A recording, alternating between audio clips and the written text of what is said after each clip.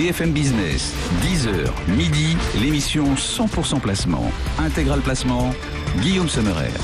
On donne la parole aux traders pour vous aider à anticiper maintenant la suite de cette séance. Jean-Louis Cussac et Romain Daubry. Bonjour messieurs. Bonjour tout le monde. Romain Daubry pour Bourse Direct, Jean-Louis Cussac pour Perceval Finance. Romain, pour l'instant, c'est une mer d'huile là sur les marchés financiers. Le CAC 40, vraiment, mais parfaitement stable. C'est rare de le voir bouger aussi peu. Allez, plus 0,01% pour faire joli là en ce moment, 4778. Oui, tout à fait, avec un grand écart quand même, parce que vous l'avez signalé, BNP moins 4,70, alors que Klépierre est en tête avec une hausse de plus de 3,14%. Donc on voit que c'est un marché qui est très paradoxal, dans une situation un peu dégradée. Il y a une situation toujours très portée par la spéculation. On voit que la baisse d'hier s'est faite avec un volume inférieur à 3 milliards d'euros.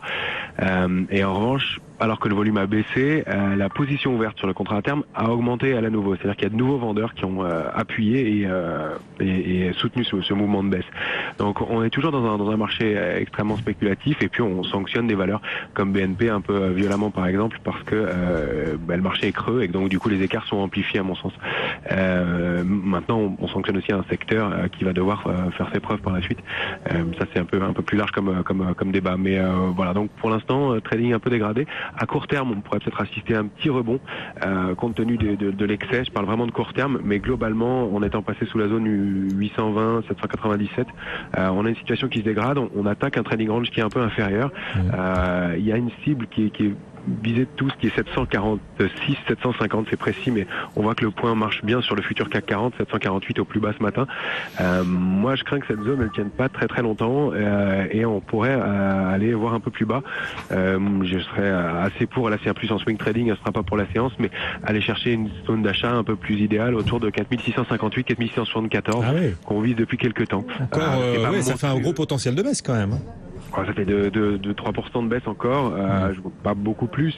C'est pas de quoi retourner la tendance, mais la laisser souffler un peu et sortir de cette situation de spéculation et puis de cette situation d'incertitude globale qu'on connaît avec la politique de Trump et puis les résultats à venir aussi des sociétés. C'est vrai, les résultats qui vont se multiplier encore cette semaine. 13 publications sur le CAC attendues, on en a encore eu 2 ces dernières heures, Klépierre et BNP Paribas. En attendant, Jean-Louis, quel scénario de votre côté pour le CAC 40? Il faudrait plutôt le voir baisser pour retrouver un vrai potentiel de hausse, comme le disait à l'instant Romain Daubry, le voir baisser vers par exemple 4650, il serait là le vrai point d'entrée d'après vous?